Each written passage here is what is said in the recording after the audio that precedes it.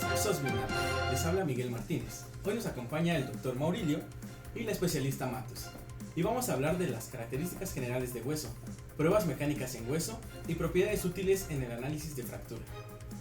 Buenas tardes. Antes que nada, hay que saber que los huesos están compuestos principalmente por tejido óseo, un tipo especializado de tejido conectivo constituido por células y componentes extracelulares calcificados. La importancia de los huesos está en las funciones que cumplen, que son básicamente formar una estructura sólida que dan el sostén del cuerpo, además de la protección de órganos. A pesar de que son muy ligeros, pues la ventaja es que son muy resistentes para soportar nuestro propio peso corporal. Efectivamente, y es que los huesos están compuestos por un armazón proteico de colágeno, junto con un mineral llamado fosfato cálcico. Este le confiere resistencia y dureza al armazón. Los huesos almacenan calcio, un mineral que puede liberar en el torrente sanguíneo cuando esta sustancia es necesaria en otras partes del cuerpo. Y estas cantidades de vitaminas y minerales que ingerimos, sobre todo la vitamina D y el calcio, afectan a la cantidad de calcio que almacenamos en todos nuestros huesos. Y justamente como te decía Miguel, de acuerdo a la clasificación existen tres tipos principales constituyentes del tejido óseo, que le dan de acuerdo a unas propiedades y va definiendo después. El primero es el hueso compacto o hueso cortical. Es el más sólido, es el más duro y es la parte más externa que se encuentra principalmente en la déficit de los huesos largos. Está relleno de orificios y canales que componen al sistema de Haber, atravesados también por vasos sanguíneos y nervios. El otro tipo de hueso es el hueso esponjoso. Como su nombre lo indica, tiene una apariencia de esponja, tiene muchos huecos que están llenos de médula ósea y se encuentra principalmente en la epífisis de los huesos largos. Está formado por un entramado de malla compuesto por pequeños trozos de hueso llamado trabéculas óseas. En general, este tipo de hueso le confiere otros tipos de propiedades. Y finalmente tenemos el tejido cartilaginoso. Es un tipo de tejido especializado que le confiere otro tipo de propiedades como flexibilidad, alta resistencia, alta elasticidad y tiene buenas propiedades para la presión. A su vez, esta se divide en otro tipo de clasificación. Ok. Doctora Matus, ¿nos puede contar un poco más acerca de este tejido cartilaginoso? Claro que sí. El cartílago se divide en cartílago hialino, elástico y fibroso. Esta clasificación va a depender del tipo de colágeno que contiene y de las funciones que este cartílago va a realizar. Tenemos el cartílago hialino, el cual se localiza fundamentalmente en cartílagos articulares, costales y en la nariz. Tenemos el cartílago elástico, el cual se localiza en el pabellón de la oreja, y el cartílago fibroso, el cual se encuentra principalmente en las regiones en las que el tejido experimenta presiones, desplazamiento en sentido lateral y tracción. Las fibras de colágeno presentan gran resistencia tensil. Los discos intervertebrales, la sínfisis del pubis y las zonas de intersección del tendón y los meniscos de las articulaciones, tipos diartrales en la rodilla. Muchas gracias, doctora Matus. Ahora nos podría hablar un poco más acerca de las células que componen estos huesos. Claro que sí. Los huesos contienen tres tipos de células. Los primeros son los osteoblastos, los cuales son los que fabrican huesos nuevos y ayudan a reparar las lesiones óseas. El segundo tipo son los osteocitos, las cuales son células del hueso maduro que ayudan a continuar la conformación del hueso nuevo. Y los terceros son los osteoclastos, que son los que rompen o descomponen el tejido óseo para ayudar a esculpirlo y a darle una forma al hueso. Ok, muchas gracias, muy interesante. También hay que recordar que en regiones articulares, el interior del hueso está ocupado por hueso esponjoso, que en conjunto proporcionan un poderoso soporte a las delgadas cáscaras de hueso compacto que lo rodean. Esta forma de constitución es generalizada en todo el esqueleto humano. Se modifica cuando las fuerzas internas generadas por la flexión, tracción y torsión exigen agregaciones mayores de hueso compacto. Además, tiene que las fuerzas mecánicas influyen directamente en la forma y crecimiento del hueso, y se puede suponer que en los cambios constantes durante la evolución se llega a la solución biológica más apta a las exigencias mecánicas. Okay. Los huesos no únicamente se pueden clasificar por su composición, también se pueden clasificar por su forma, como lo es en huesos largos, cortos y planos. El estudio de las propiedades mecánicas se basa y se desarrolla para huesos largos debido a la frecuencia de fracturas que ocurren en la importancia de las mismas. Por otro lado, es bien sabido que en el cuerpo humano se presentan fracturas por la acción de cargas externas que se generan entre los huesos por esfuerzos de tracción, compresión y de carácter impacto. Las fracturas pueden ser críticas y para su tratamiento puede llegar a necesitar de trasplantes de hueso, injertos, prótesis y entre otros. También es importante conocer las propiedades mecánicas de los huesos. Estas pueden ser a través de diferentes pruebas o ensayos que nos permiten conocer la esencia de los huesos para poder modelarlos Interpretar los datos que nos ayuden a entender su biomecánica, pues esta necesidad de conocer las propiedades mecánicas de los huesos radica en construir prótesis que ayuden a la recuperación de las personas en caso de que presenten fracturas o daños críticos, además de aportar soluciones en el rediseño de medios de locomoción donde se presentan gran cantidad de accidentes, con el fin de tener el cuerpo más protegido. Ok, ¿les parece si ahora pasamos a conocer un poco de los parámetros a considerar para realizar estas pruebas mecánicas? Claro que sí. Perfecto. Bueno, pues existen muchos factores que se deben contemplar para poder realizar pruebas mecánicas en hueso. Primeramente, se debe considerar el número de muestras. Este número se debe calcular para obtener los mejores datos y resultados. Además, se tendrán que obtener los huesos de animales de la misma especie, misma raza, misma edad, y que esos animales hayan tenido una dieta alimenticia controlada, para así asegurar que esta dieta sea correcta y similar. Esto para poder pasar después a la extracción de muestras. Para esto tenemos dos clasificaciones, in vivo e in vitro. Primero la de in vivo. En esta tenemos que la especie puede ser porcino o bien puede ser bovino. Su edad de los animales debe ser de aproximadamente 8 meses, además de que su peso debe oscilar entre los 115 y los 130 kilogramos. Por otro lado, en las muestras in vitro tenemos que cuidar la hidratación, el maquinado y la preservación. Con esto me refiero a que la hidratación tenemos que tenerlas en una disolución al 10% de cloruro de sodio. Además de que el maquinado tiene que ser con una cortadora de disco de diamante. Y por último, para poder preservar de manera correcta estas muestras, tienen que estar a una temperatura de 0 grados. Ahora vamos a hablar de las zonas del hueso para la extracción de muestras. Las probetas para los ensayos en huesos largos pueden ser consideradas como todo el hueso, pero generalmente son obtenidas de uno de los tercios en que se divide el hueso. Además, cada tercio se divide en cuadrantes como se ilustra en la figura 2. Se observa que de cada tercio A, B o C se pueden obtener teóricamente 12 probetas. Sin embargo, este número está limitado por la facultad de obtener las muestras. Si bien se sabe, existe un reto para obtener buenas muestras de hueso, existe aún más el reto para obtener las probetas para los ensayos mecánicos. Esto debido a que en primera instancia no existe una norma de pruebas mecánicas para probetas de hueso. Si bien es claro que existen normas para cerámicos, metales y plásticos, para realizar pruebas mecánicas en hueso, se emplea la norma para cerámicos, en donde se contempla principalmente la velocidad de carga a la cual se deben someter las probetas.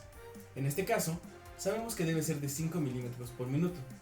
Dicha velocidad fue la empleada en estudios realizados por la UNAM en tesis realizadas sobre la determinación de las propiedades mecánicas de hueso de origen porcino mediante ensayos de compresión. Les agradezco mucho todos los datos que nos han proporcionado, doctores. Ahora vamos a pasar a ver el proceso de cómo es la obtención de muestras y preparación de probetas de hueso para pruebas mecánicas y algunos factores que ya comentamos, que son importantes para dar buenos resultados y que estos sirvan para el estudio de la biomecánica del hueso y el estudio de las fracturas. Adelante, Montserrat.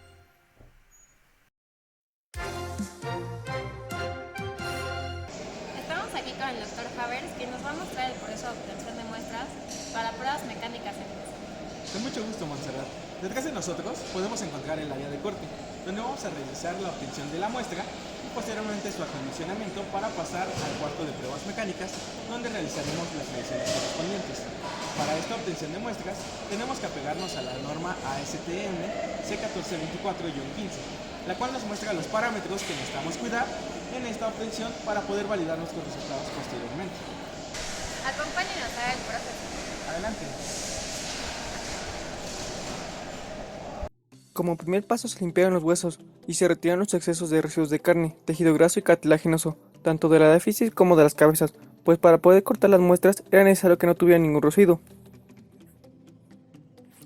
Para trabajar en la máquina de corte, al encenderla se tuvo que esperar a que la sierra rompiera la inercia y se estabilizara.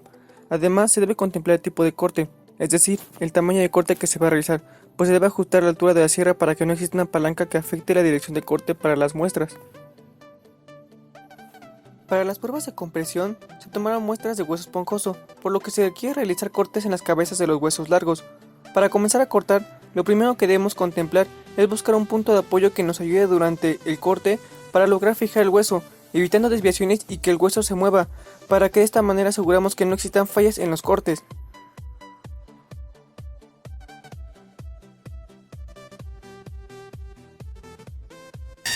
Al momento de comenzar los cortes, se se debe cuidar la velocidad de corte, ya que si esta es muy lenta, el hueso podría empezar a calcinarse, debido al calentamiento de la sierra en las áreas de contacto, y por lo tanto las muestras podrían perderse.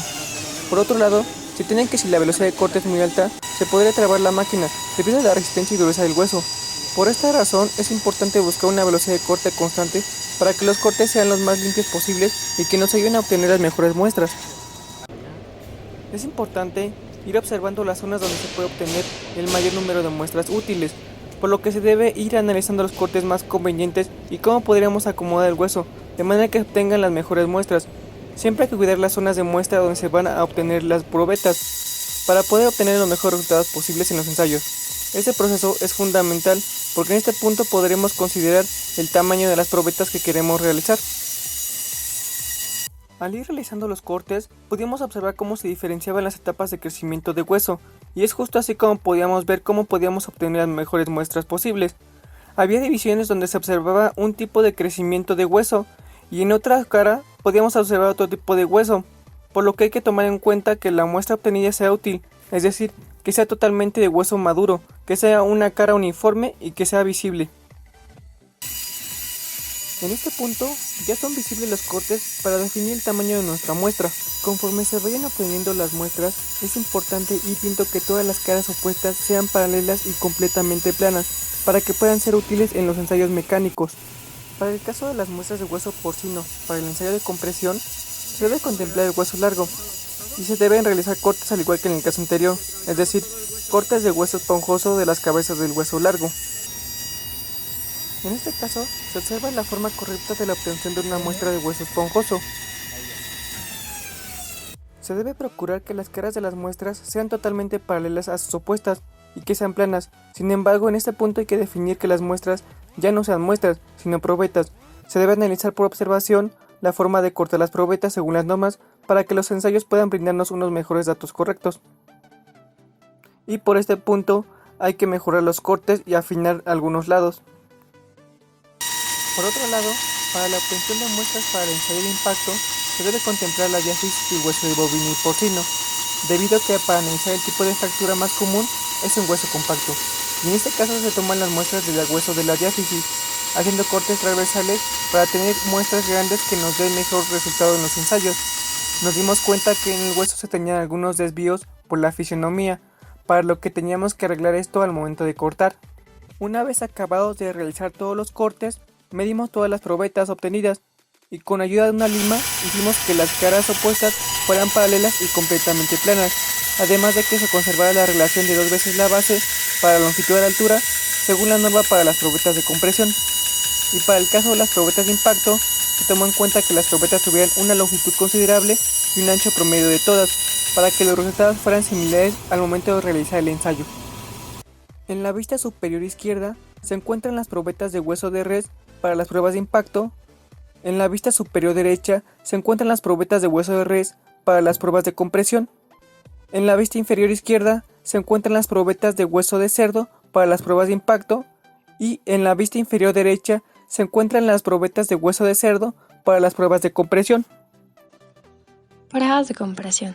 Para realizar las pruebas de compresión, con ayuda de un ingeniero se seleccionaron de todas las muestras obtenidas las más adecuadas para el ensayo. Para comenzar el ensayo, se introdujeron los datos en el equipo de cómputo. Con una velocidad de carga de aplicación de 5 milímetros por minuto y una carga de 5000 newtons, se manejaron los datos de todas las medidas de las probetas, tanto de porcino como de bovino.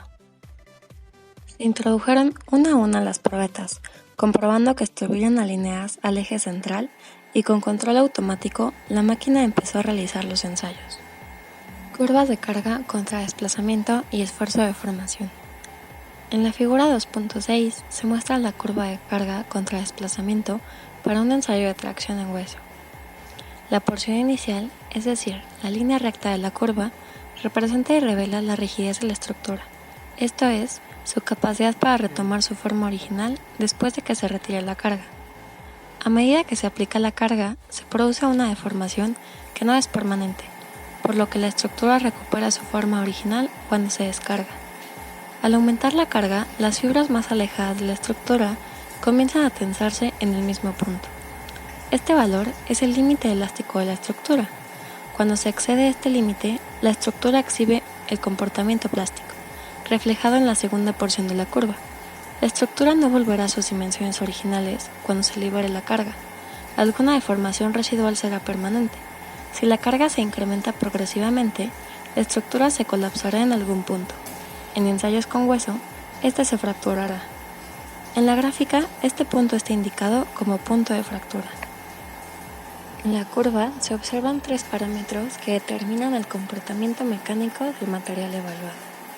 Número 1. La carga que la estructura puede soportar antes del colapso. Número 2. El desplazamiento total antes del colapso. Y número 3. La energía que pueda almacenar antes del colapso. Cuanto más grande es el área transversal, mayor es la energía que se desarrolla en la estructura a medida que se aplica carga. La rigidez de la estructura se indica por la pendiente de la curva en la región elástica. Entre más pronunciada, más rígido es el material.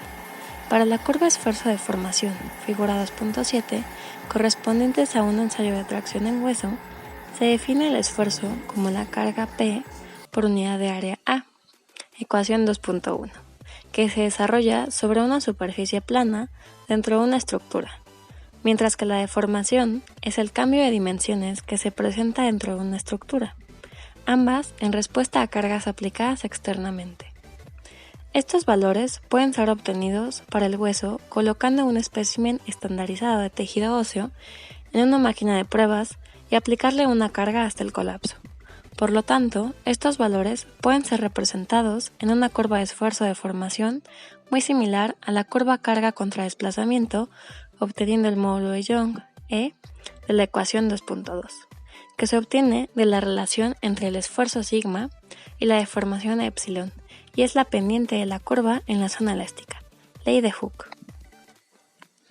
Las propiedades mecánicas difieren en los dos tipos de hueso. El hueso cortical es más rígido que el hueso esponjoso, soportando mayor esfuerzo pero menos deformación antes del colapso, figura 2.8. El hueso esponjoso in vitro puede alcanzar hasta un 50% de deformación antes de mostrar un incremento en la carga, mientras que el hueso cortical cede y se fractura cuando la deformación excede del 1.5 al 2%. Nordin 2001. Gráfica experimental de las curvas carga contra desplazamiento para ensayo de compresión en hueso esponjoso, bovino y porcino. Dentro del análisis observamos los resultados que nos arroja la gráfica, en donde se puede observar cómo en un inicio, al comenzar la máquina, no hay carga ejercida, debido a que la máquina comienza a alinear las caras para después comenzar a realizar la compresión. El hueso esponjoso bovino es más rígido que el hueso porcino, por lo que puede soportar mayor carga, pero menos deformación antes de que colapse en posibles fracturas. En cambio, el hueso esponjoso porcino soporta menor esfuerzo, pero resiste más las deformaciones. Determinamos que el hueso de bovino es más frágil y el hueso porcino es más esponjoso. Sin embargo, hay que tener en cuenta los factores de las tomas de muestra. Ensayos de impacto en hueso cortical de bovino y porcino. Con las probetas de hueso de bovino y porcino obtenidas anteriormente, procedimos a realizar las pruebas de impacto, para lo cual fuimos colocando una por una de las probetas en la máquina de pruebas de impacto. A simple vista vimos cómo todas las probetas se lograron fracturar por completo tras el impacto, y tras el análisis de resultados, determinamos que se necesitaba más energía para romper las probetas de hueso de bovino que las probetas de porcino. En el caso de hueso porcino, el resultado de una fractura tipo A, es decir, simple, clasificación A2, y se observa un poco de tejido cartilaginoso alrededor de la fractura, que no dejó desprender los dos trozos de hueso. En el caso de hueso bovino, el resultado de impacto originó una fractura tipo A3, simple, por el ángulo menor a 30 grados, como se observa en la imagen. Tomando otro tipo de hueso bovino, el resultado de impacto originó una fractura tipo B, multifragmentada con un fragmento en cuña, subíndice 3, como se observa en la imagen B3. Muchas gracias por su tiempo, doctor, y por la explicación de este interesante proceso. Muchas gracias a ti, Montserrat, por tu espacio en este programa. Y muchas gracias a ustedes por acompañarnos en esta nueva aventura. Nos vemos la próxima.